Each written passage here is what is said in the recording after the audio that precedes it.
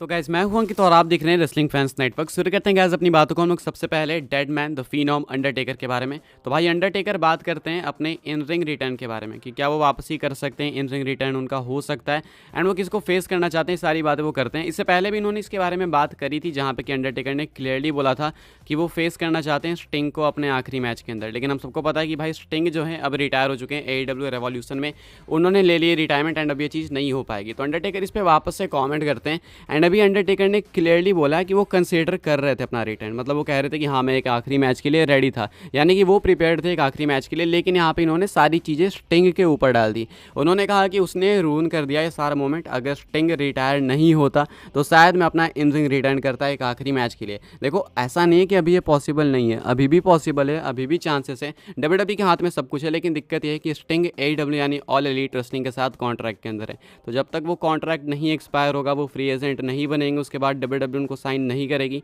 तब तक ये चीज़ इम्पॉसिबल है एंड उसमें अभी टाइम लगेगा एंड इतना होते होते भाई इनकी एज और निकल जाएगी। अंडरटेकर ये भी एक्नॉलेज करते हैं कि उनकी हेल्थ अब पहले जैसी नहीं है, जो कि वो कई बार कर चुके हैं एंड क्लियरली विजिबल भी है। तो उनका यही कहना है कि वो ओपन तो जरूर से थे एक और मैच के लिए, वो फेस करना चाहते हैं स्टिंग को, लेकिन दिक्कत अब यहाँ पे आ गई कि वो ऑलरेडी रिटायर्ड है, स्टिंग ऑलरेडी रिटायर हो गए। तो अब ये चीज़ इम्पॉसिबल सी होगी। जो एक छोर संभाल रखा था स्टिंग ने एक आखिरी मैच के लिए, वो भी तबाह हो गया। तो अंडरटेकर मजाक में, हंसी मजाक में ब्लेम करते हैं स्टिंग को। तो क्या आप लोग देखना चाहते हैं रेसलमेनिया के अंदर, इस साल की नहीं बात कर रहा मैं, आगे या फिर 1-2 साल 3 साल बाद किसी भी तरीके से स्टिंग वर्सेस अंडरटेकर अगर पॉसिबल हो, हालांकि मुश्किल है काफ़ी, लेकिन अगर पॉसिबल हो तो क्या आप देखना चाहोगे दोनों की इस एज में? बिकॉज स्टिंग को तो हमने देखा है ठीक ठाक परफॉर्म करते हुए, वो काफ़ी रिस्क भी ले रहे थे AEW के अंदर, बट क्या अंडरटेकर डिलीवर कर पाएंगे? रिसेंट के हमने जो इनके लास्ट मैचेस देखे WWE के अंदर, उसको देखने के बाद क्या लगता है आपको? आप लोग अपने थॉट्स बता सकते हो, ओपिनियंस वगैरह कॉमेंट करके। अभी कुछ अंडरटेकर का ये कुछ कहना था अपने इन रिंग रिटर्न के ऊपर, जो कि शायद पॉसिबल हो सकता था अगर स्टिंग रिटायर नहीं होते तो। आगे बढ़ते हैं गाइस, बात करते हैं अगली स्टोरी के बारे में, जो कि रॉक को लेकर। तो भाई रॉक जो है यानी पीपल्स चैंपियन हमारे, एक बड़े माइलस्टोन को टच करेंगे रेसलमेनिया 40 में। ये माइलस्टोन क्या है, ये क्या कुछ है, मैं आपको बता दूं। डाटा निकल के सामने आया कि जो रॉक है भाई, वो इस साल रेसलमेनिया के अंदर एक रिकॉर्ड बनाने वाले हैं एंड रॉक ऐसे सुपरस्टार बन जाएंगे भाई जिन्होंने लगातार 4 डेकेड्स में, यानी 1990s 2000s एंड उसके बाद 2010s एंड ये 2020s, हर डेकेड में किसी ना किसी रेसलमेनिया के अंदर मेन इवेंट करा है। 1990 में भी करा था किसी रेसलमेनिया के अंदर, 2020 के अंदर भी रॉक ने करा है रेसलमेनिया 15 एंड 16 में, अगर मैं गलत नहीं हूँ तो। एंड उसके बाद अभी रिसेंट में भी रॉक ने करा ही था, कम्पीट भी करा है रेसलमेनिया में। बात आती है 2020s की, तो यहाँ पे रॉक आपको रेसलमेनिया 40 का नाइट 1 मेन इवेंट करते हुए दिखेंगे। तो एक बहुत ही अच्छी स्ट्रीक चलते आ रही है, जो कि ऐसे रिसेंट वगैरह टाइम में एक्नॉलेज करा गया इस चीज़ को। तो ये कुछ है भाई रॉक को लेकर डेटा एंड अगर अगले साल में इवेंट करेंगे, जो कि होने ही वाला है, तो ये इस डेकेड में ही काउंट होगा। अभी देखना होगा कि क्या 2030 के बाद ये चीज़ पॉसिबल हो पाएगी, जो कि अब काफ़ी इम्पॉसिबल है। बिकॉज अगले साल ही रॉक का मान के चलो भाई कि लास्ट मैच है रोमन के अगेंस्ट, वो होगा। उसके बाद आपको कभी भी रॉक कम्पीट करते हुए नहीं दिखेंगे। तो ये जो अभी से 1 साल का पीरियड होगा, अप्रैल से अगले अप्रैल तक का, तो उसी टाइम अगर रॉक जितना कम्पीट करेंगे, अगर इस दौरान बीच में करते हैं तो करते हैं, वरना इसके अलावा आपको रॉक कम्पीट करते हुए नहीं दिखेंगे। तो कह सकते हो कि ये आखिरी डेकेड भी है रॉक के लिए इस बार का। तो ये रॉक को लेकर डाटा निकल के सामने आया था। अगली स्टोरी कवर करते हैं, जो कि सेमी जेन को लेकर। तो भाई सेमी जेन रिसेंट में मंडे नाइट रॉ के अंदर गॉन्टलेट मैच जीत के मंडे नाइट रॉ को मेन इवेंट करने के बाद अभी रेसलमेनिया में जाने वाले हैं गुंथर को फेस करने के लिए इंटरकॉन्टिनेंटल चैंपियनशिप के लिए। अब इस गॉन्टलेट मैच को जीता सेमी जेन ने, लोग सपोर्ट भी कर रहे हैं, लेकिन ज़्यादा जो बैक सपोर्ट है वो चैट गेबल के लिए था एंड काफ़ी सारे लोग उसके लिए एजेंडा भी चला रहे हैं, ट्रेंड्स भी चला रहे हैं कि चैट गेबल को ले आओ स्पॉट पे, जो कि WWE का प्लान था भी करने का एंड वो चीज़ होगी भी। लेकिन सेमी जेन इस चीज़ से पोटेंशियली अपसेट हैं, बताया ये जा रहा है। अभी बुकर टी का ये क्लेम करना, तो मैं आपको बता दूं भाई कि इसकी क्रेडिबिलिटी पूरी की पूरी बुकर टी की है, ना ही ये सेमी जेन ने डायरेक्ट आके बोला है, ना ही किसी सोर्स का कहना है। तो ये बुकर टी की बातें वो कह रहे हैं, मैं आपको बता देता हूँ कि इन्होंने कहा क्या। ये कहते हैं कि जब मैं ट्रैवल कर रहा था सेमी जेन के साथ, तो उसने ये चीज़ कन्वे करी मुझे कि गॉन्टलेट मैच इतना अच्छा था, इतना अच्छा परफॉर्म करा सुपरस्टार्स ने, वो खुद को भी क्रेडिट देते हैं कि मैंने भी इतना अच्छा परफॉर्म करा, लेकिन लोग उसकी बातें नहीं कर रहे हैं। लोग बात कर रहे हैं कि चैट गेबल को जीतना चाहिए था।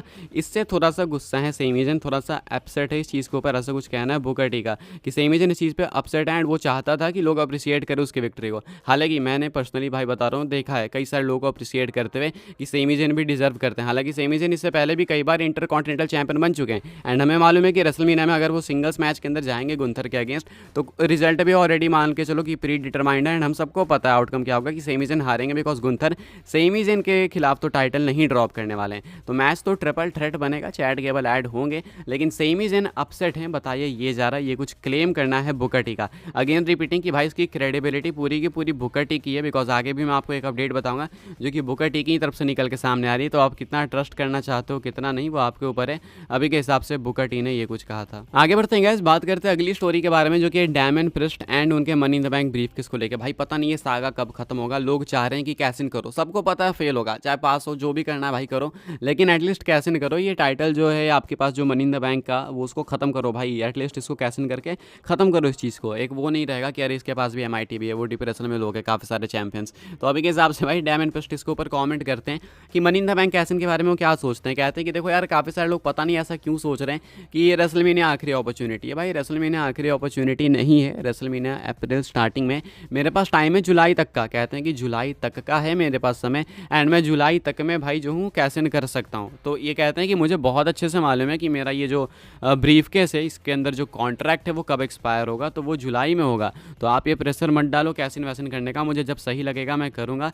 ये कुछ कहना है सेमी जेन का। अब यहाँ डैमन प्रिस्ट का माय बैड, तो यहाँ पे डैमन प्रिस्ट कंफर्म करके बताते हैं कि भाई वो कैसिन तो करेंगे, आज ना कल करेंगे, लेकिन रेसलमेनिया में जो लोग कह रहे हैं कि आखिरी अपॉर्चुनिटी है, तो ऐसा कुछ भी नहीं है। रेसलमेनिया में आखिरी अपॉर्चुनिटी नहीं है, जुलाई तक का टाइम है, उसके बाद ही कॉन्ट्रैक्ट इनका एक्सपायर होगा, ये इन्होंने कंफर्म करके बताया। तो आपको क्या लगता है कि कैसिन करेंगे तो ये सक्सेसफुल होगा या फिर एक फेल्ड कैसिन होगा, वो भी आप लोग बता सकते हो। बात कर लेते हैं अपनी नेक्स्ट एंड फाइनल स्टोरी के बारे में जो कि CM पंक को लेके।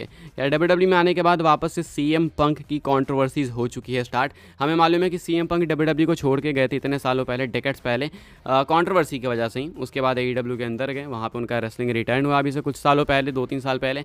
उसके बाद वापस से वहाँ पे कंट्रोवर्सी हुई, बैकस्टेज फाइट्स etc, एंड उसके बाद वापस उनको वहाँ से फायर कर दिया गया। अभी WWE के अंदर वापस, एंड काफ़ी सारे फैंस को ऐसा डर है कि भाई कहीं वापस से इसकी कंट्रोवर्सी ना हो जाए, जिस वजह से इनको यहाँ से भी जाना पड़े। हालांकि ट्रिपल एच ने भी ये चीज़ एड्रेस करी, खुद CM पंक ने भी एड्रेस करी कि एज ए ह्यूमन बींग वो काफ़ी बदल चुके हैं, लेकिन अभी भी कंट्रोवर्सी जिनका पीछा नहीं छोड़ रही है, ऐसा कहना है बुकर टी का। बुकर टी यही बातें कर रहा है। अभी देखो सेमी जेन की भी बात इन्होंने ही करी थी, इसलिए मैं कह रहा हूँ कि कितना आप ट्रस्ट करना चाहते हो कितना नहीं, वो आपके ऊपर है। तो अभी रिसेंट पॉडकास्ट में बुकर टी कहते हैं कि भाई CM पंक के साथ भी इनकी जो है ना कॉन्फ्रंटेशन हुई, एंड माहौल थोड़ा हीटेड हो गया था। अब इन्होंने ज़्यादा डिटेल कुछ नहीं दिया, इन्होंने सिर्फ कहा टॉपिक छिड़ा था ये, तो कहते हैं कि इसके बारे में मैं ज़्यादा नहीं बात करना चाहूँगा, लेकिन हाँ कुछ दिक्कतें हुई हैं। तो ये बुकर टी ने कहा है, अब पता नहीं भाई ये क्या है। देखो ये काफ़ी सारे लोग ये भी कह रहे हैं कि इसे पॉडकास्ट में लाइमलाइट लाने के लिए ऐसी बातें कर रहे हैं। अब नहीं पता भाई, रियलिटी निकल के सामने आएगी तो मैं आपको बताऊंगा। ये क्लेम करते हैं अभी ऐसा, अभी कंट्रोवर्सी एटलीस्ट इन्होंने रिवील तो नहीं करी है, जब करेंगे तो मैं आपको बताऊंगा, लेकिन इनका कहना है कि दिक्कतें हुई हैं। अभी आगे बताएंगे तो कुछ पता चलेगा। क्या लगता है आपको, सही में ऐसा कुछ हुआ होगा या फिर क्या है ये, एंड अगर हुआ भी होगा तो किस लेवल पे होगा, वो देखना काफ़ी ज़रूरी है, बिकॉज CM पंक के साथ ये चीज़ें हमेशा उनके पीछे पड़ी रहती है, कंट्रोवर्सीज़ वगैरह। अभी के लिए इस वीडियो के लिए कुछ अपडेट्स है, आई होप आपको इन्फॉर्मेशन मिले तो वीडियो को लाइक करना, शेयर करना, सब्सक्राइब करना चैनल को, ताकि आने वाले टाइम के अंदर आपको और भी ऐसी WWE की न्यूज़ रूमर अपडेट्स मिलते रहे। फॉलो कर सकते हैं आप लोग इंस्टाग्राम एंड ट्विटर पर, लिंक है डिस्क्रिप्शन में। ज्वाइन कर सकते हैं व्हाट्सएप चैनल को, उसके भी लिंक है डिस्क्रिप्शन में। मिलते हैं अपनी नेक्स्ट ऑफर काफ़ी इंटरेस्टिंग वीडियो में।